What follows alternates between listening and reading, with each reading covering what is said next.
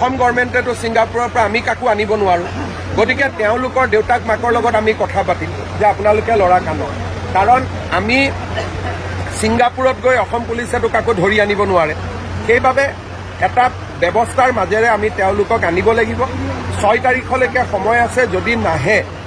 আমি যিমান পাৰোঁ কঠোৰ হ'বৰ কাৰণে আমি চেষ্টা কৰিম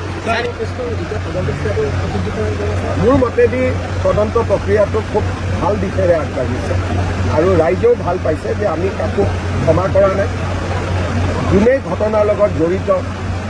তাকে আমি গ্ৰেপ্তাৰ কৰিছোঁ কাকো আমি VIP ট্ৰিটমেণ্ট দিয়া নাই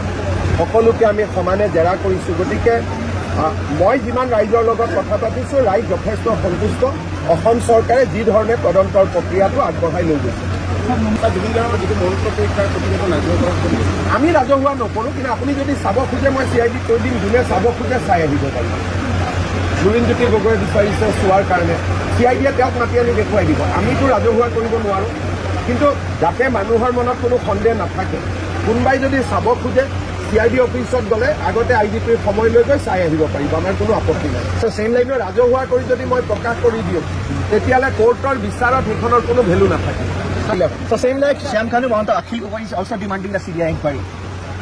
অখিল গগৈ দেৱব্ৰত শইকীয়া আৰু শ্যাম কানু মহন্ত তিনিজনে একেলগে CBI ডিমাণ্ড কৰি আছে কথা পাতি ডিমাণ্ড কৰিছে একেলগে নে কাকতলীয়া সংযোগ হৈ গ'ল কিবা কাৰণত সেইটো মই নাজানো কিন্তু তিনিজনৰ দাবী একেটাই